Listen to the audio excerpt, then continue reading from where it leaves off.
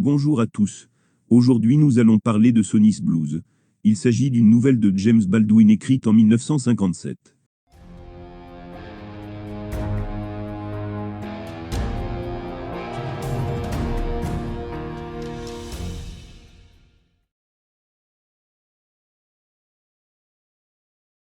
Alors qu'il prend le métro, afin de se rendre au travail, le narrateur découvre, en lisant le journal, que son petit frère Sonny a été arrêté lors d'une perquisition pour usage et trafic d'héros. Alors qu'il donne des cours d'algèbre à ses étudiants, le narrateur repense à son frère. Il avait des soupçons, mais il est étonné tout de même de cette nouvelle, car son frère était un bon garçon, jamais dur, méchant ou irrespectueux. Il se rend compte que n'importe quel de ses élèves pourrait suivre le chemin de la drogue. Le milieu dans lequel ces enfants grandissent les empêche de laisser libre cours à leurs possibilités et bouche leur avenir. Après la fin des cours, le narrateur reste un moment dans la classe. Il entend un rire, mais il ne s'agit pas d'un rire joyeux, mais moqueur et désenchanté. Le narrateur sort de la classe. Dans la cour, il rencontre un ami de Sonny. Celui-ci traîne souvent dans le quartier et a l'habitude de demander quelques pièces au narrateur. Aujourd'hui, le narrateur le déteste. L'ami annonce au narrateur l'arrestation de Sonny, bien qu'il se doute que le narrateur soit déjà au courant. Quand le narrateur lui demande pourquoi il n'a pas été arrêté, il répond qu'il était ailleurs à ce moment-là. L'ami marche aux côtés du narrateur. L'ami lui demande ce qu'il va faire pour Sonny. Le narrateur répond qu'il ne pense pas pouvoir faire quelque chose. L'ami est surpris par l'arrestation de Sonny, car il le pensait trop intelligent pour se faire pincer.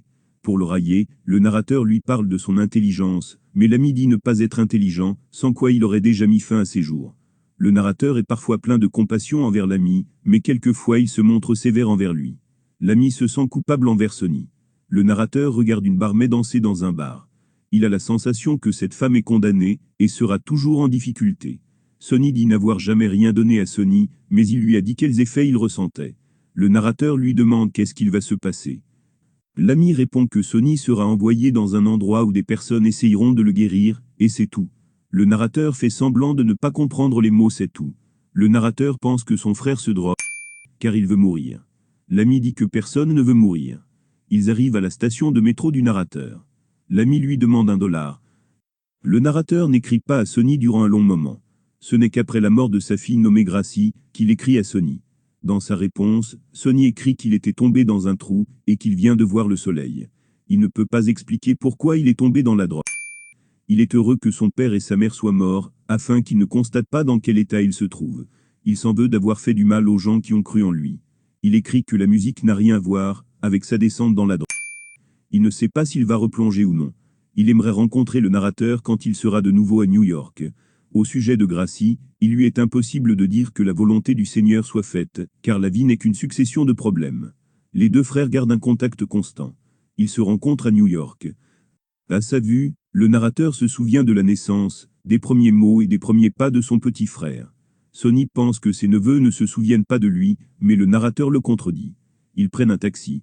Le narrateur se rappelle du désir de Sonny de partir pour l'Inde quand il était adolescent. Sonny souhaite que le taxi passe le long du parc, afin de revoir la ville. Même si les maisons et les garçons ne sont pas les mêmes, ils ressemblent à ceux de leur enfance.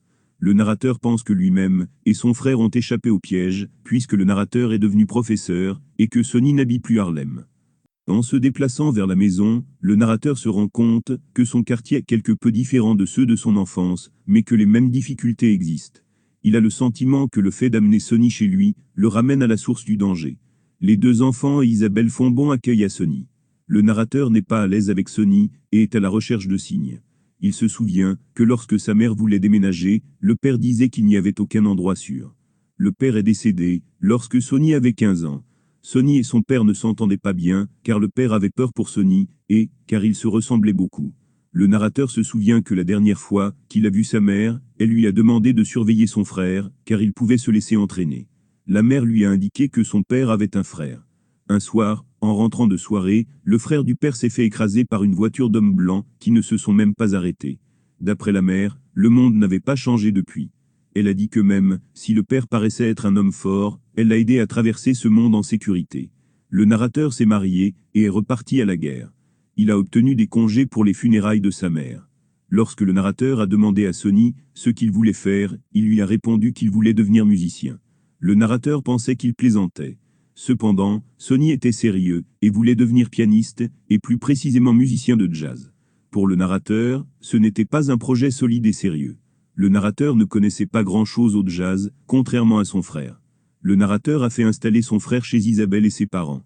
Il voulait que Sonny continue l'école. Sonny pensait que c'était une mauvaise idée. Il a fumé devant son frère, afin de savoir s'il avait le courage de le faire. Le narrateur fumait déjà à son âge. Sonny ne voulait plus rester à Harlem. Pour cela, il était prêt à s'engager dans l'armée ou dans la marine. Le narrateur ne l'a pas voulu, parce qu'il ne voulait pas que Sonny arrête l'école, et parce qu'il craignait que son frère ne revienne jamais. Le narrateur a promis d'aider Sonny à réaliser ses rêves dès son retour.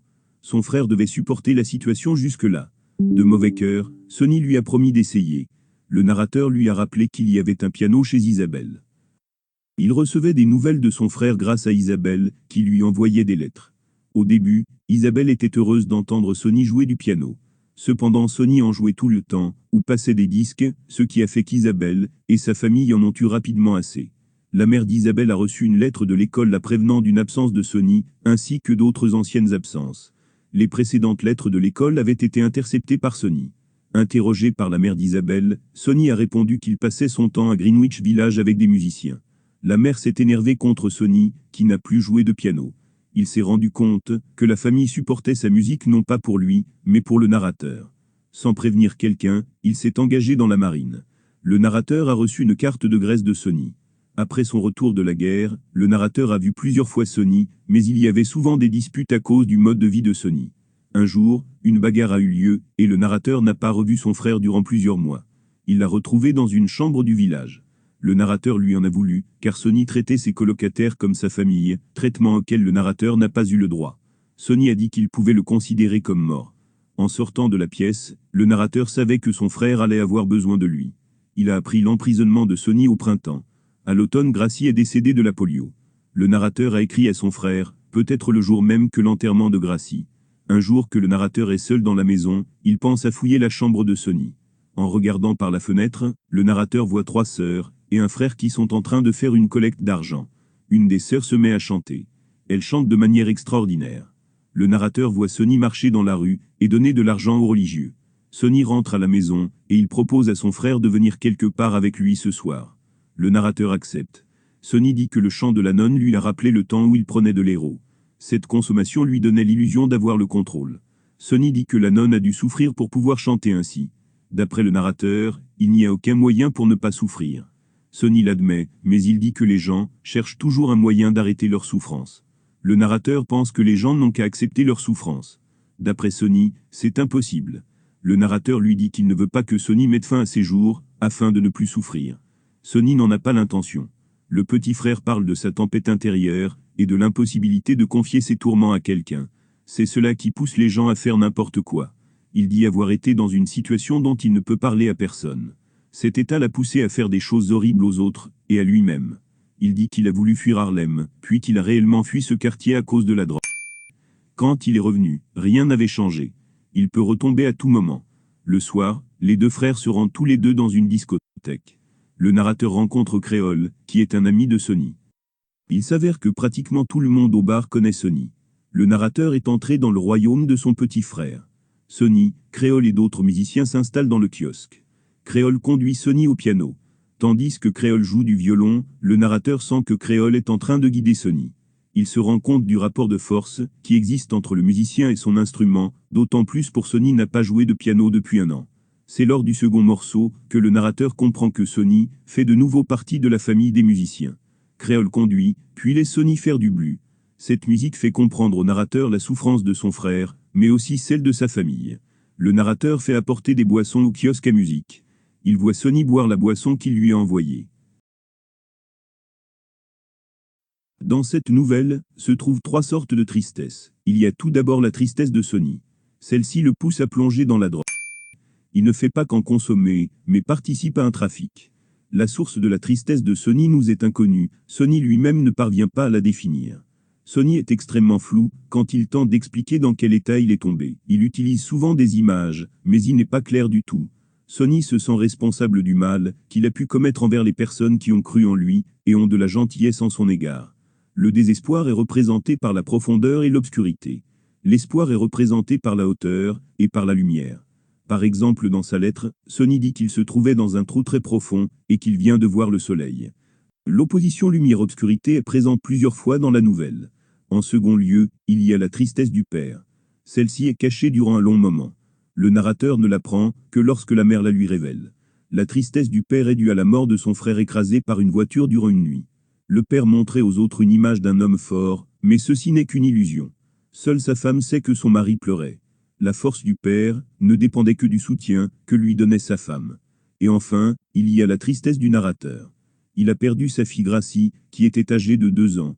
Il nous en parle à 4 reprises, quand il dit avoir écrit à Sonny après la mort de sa petite fille, lorsqu'il nous fait part de la lettre de Sonny, quand il parle de la maladie de Gracie, et en écoutant la musique de son frère cependant, il n'extériorise pas ses émotions.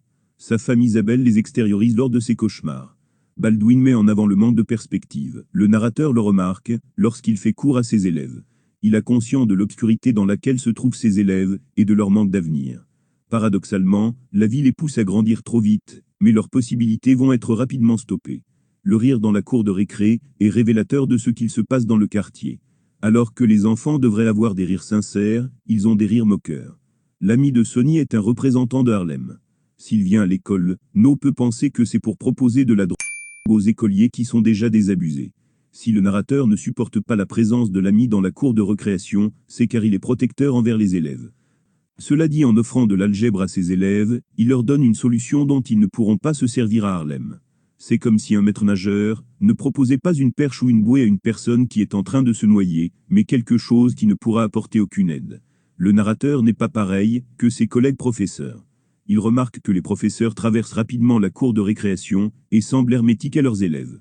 Lorsque le narrateur regarde la Bermée dans le bar, nous comprenons que la gangrène n'a pas atteint que la jeunesse, mais aussi cette femme. Tout comme avec ses élèves, il sait que cette femme connaîtra une vie remplie de problèmes et que sa vie sera sans issue.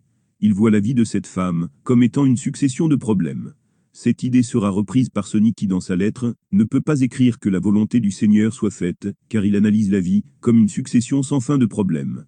Lorsque Sonny et son frère se déplacent en taxi dans les rues de Harlem, le narrateur se rend compte du désespoir qui anime les rues, et encore une fois du manque de perspective des habitants. Même si les maisons et les personnes ne sont pas les mêmes que durant son enfance, ils se ressemblent en tout point. Harlem est présenté comme un piège. Ceux qui y sont nés et qui y restent vont forcément mal tourner. Les quelques-uns qui échapperont, y laisseront quelque chose d'eux-mêmes. Ainsi, lorsque Sonny et son frère regardent les rues de leurs enfances, ils sont à recherche de quelque chose leur ayant appartenu. Nous pouvons nous demander pourquoi ce quartier est-il comme ça. La première solution serait d'attribuer la faute aux personnes qui y vivent. Cependant, il est difficile de trouver un coupable, car les individus s'influencent les uns les autres.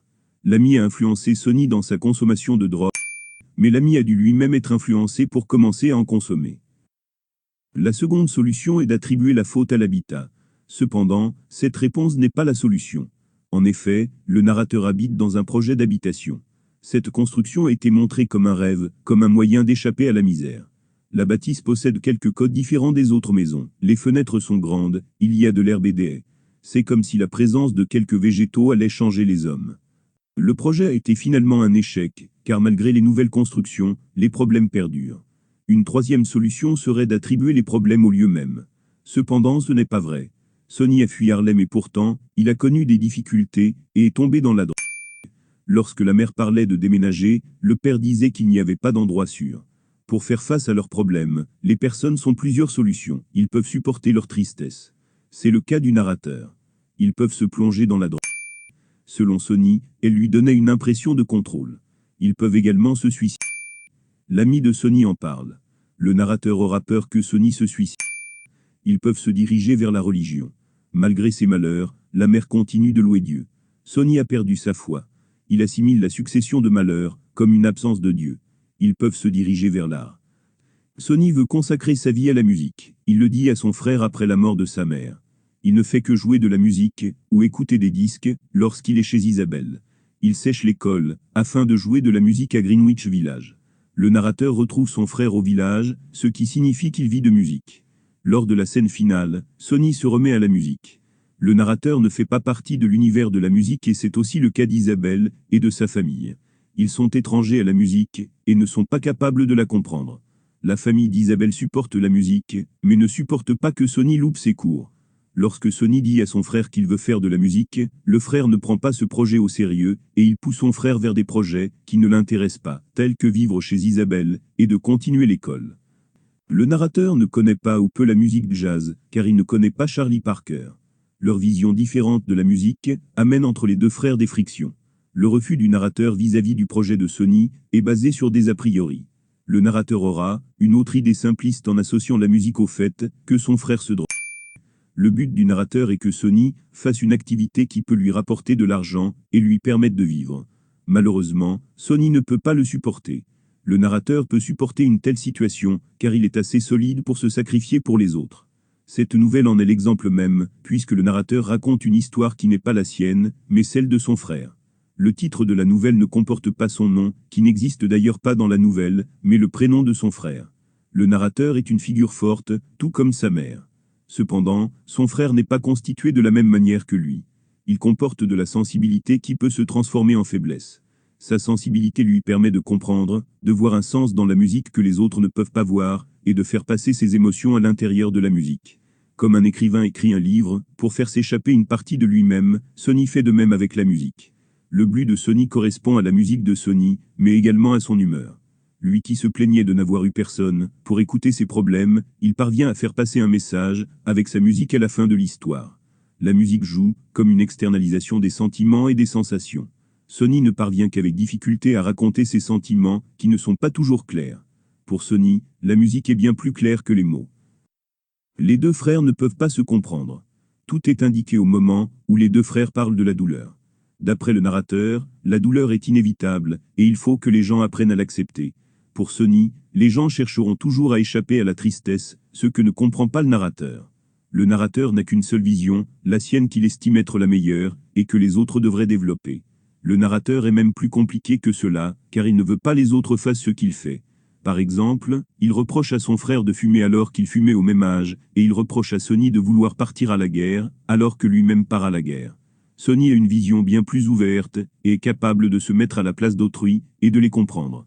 Cette sensibilité rappelle celle de la musique. C'est à cause de cette vue restreinte que le narrateur force Sonny à vivre tel qu'il l'a décidé, et qu'il n'admet pas la vie bohème de son frère, ce qui conduit à des disputes et à une bagarre. Le narrateur est de l'autre côté de la barrière, à comprendre ceux qui ont réussi. Cet obstacle l'empêche de comprendre son frère. On le comprend lorsque l'ami de Sonny lui demande ce qu'il compte faire pour Sonny, et que le narrateur répond qu'il ne sait pas s'il peut faire quelque chose. Lorsque Sonny est dans sa maison, le narrateur a du mal à être naturel avec son frère, et a besoin de sous-peser toutes ses phrases. Isabelle et sa famille sont eux aussi de l'autre côté de la barrière, puisqu'ils ne peuvent pas comprendre Sonny. Les visions différentes des deux frères se constatent lorsqu'ils donnent de l'argent à autrui.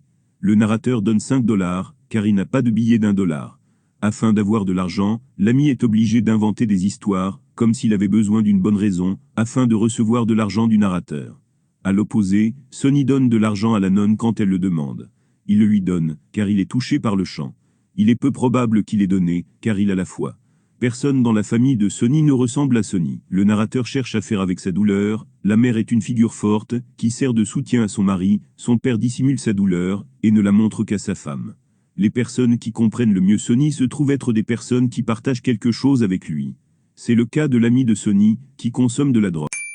C'est également le cas de Créole, qui partage avec Sonny le goût de la musique. Sonny est sensible, et a besoin d'externaliser sa tristesse. Il est possible que son oncle lui ressemblait. Nous savons que l'oncle était musicien tout comme Sonny. Cependant, nous le connaissons trop peu pour savoir s'il se ressemble réellement. Comme la nonne qui chante extraordinairement, Sonny joue du piano de manière extraordinaire. La souffrance est nécessaire pour atteindre la beauté.